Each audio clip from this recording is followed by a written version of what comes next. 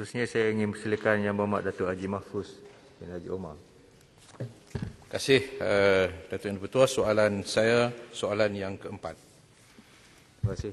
Silakan Yang Berhormat Timbalan Menteri. Terima kasih Datuk Yang Dipertua. Terima kasih Yang Berhormat Kod Sena membangkitkan berkenaan dengan jumlah majikan yang perlu dikenapasti. Jadi, Tuan Yang Dipertua, untuk makluman Dewan Yang Mulia ini setakat 30 bulan Oktober 2020, Perkeso telah menerima 331,950 permohonan majikan yang melibatkan 2.7 juta pekerja. Sebanyak 11.9 bilion telah dimanfaatkan oleh para majikan melalui program subsidi upah atau PSU. Berdasarkan sistem rekod insurans pekerjaan SIP, sehingga 30 Oktober 2020, Perkeso telah menerima sebanyak 345 kes aduan terhadap majikan mengenai bayaran di bawah program subsidi upah yang melibatkan jumlah sebanyak 19,986,200. Untuk makluman ahli-ahli yang berhormat, bayaran kepada majikan yang terlibat dalam tuntutan palsu ini, pihak KSM melalui Perkeso akan menggantung buat sementara waktu sehingga siasatan ke atas aduan-aduan tersebut selesai. Dalam menangani masalah tuntutan palsu ini, Perkeso bekerjasama dengan bahagian perundangan, iaitu Kementerian Sumber Manusia, bagi mengenal pasti tindakan undang-undang yang boleh diambil ke atas majikan yang tidak mematuhi syarat-syarat yang telah ditetapkan. Seperti mana kenyataan akhbar saya 2 minggu yang lepas. Pihak kerajaan melalui KSM tidak akan bertolak ansur dengan tuntutan palsu yang dibuat oleh para majikan ini.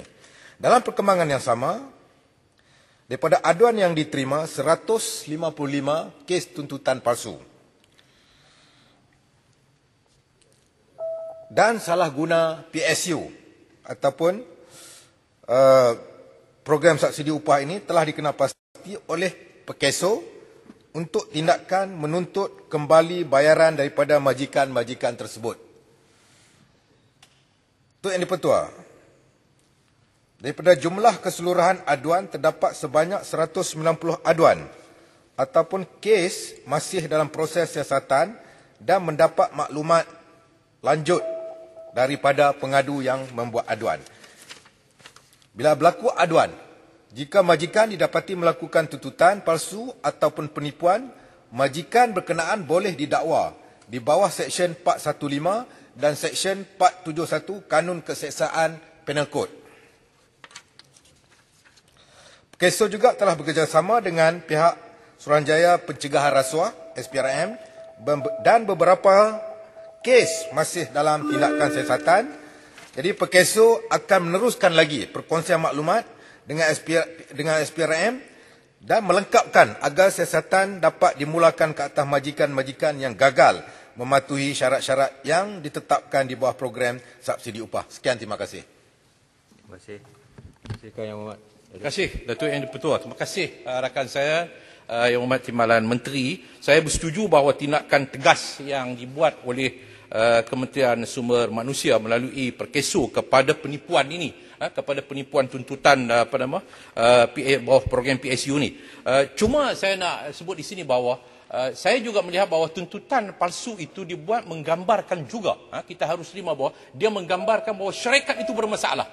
Syarikat sekarang ni kesan daripada COVID-19 ini memang banyak syarikat bermasalah. Bertepatan dengan apa yang disebut pada 9 hari bulan baru-baru ini oleh Menteri Pembangunan Usahawan, menyatakan bahawa 32,469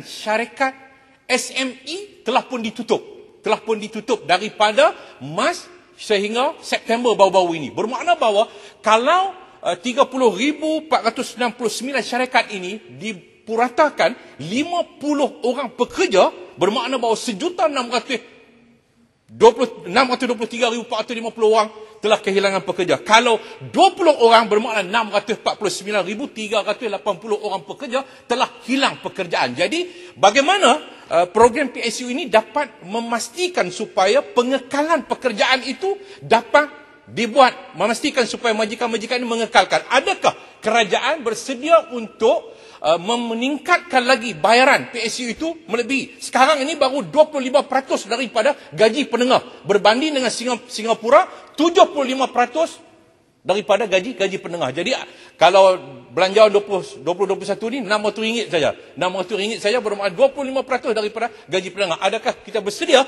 untuk menaikkan semula kepada sekurang-kurangnya 1,200? Terima kasih. Terima kasih kepada Yang Berhormat Kuat Senar yang juga bekas mentor saya dulu. Alhamdulillah, dengan perkara yang dibangkitkan, ialah kita banding dengan Singapura. Singapura penduduk dia saja 5 juta. Malaysia penduduk pekerja saja 7.1 juta yang terlibat. Jadi perbandingan ini kita biarlah apple dengan apple.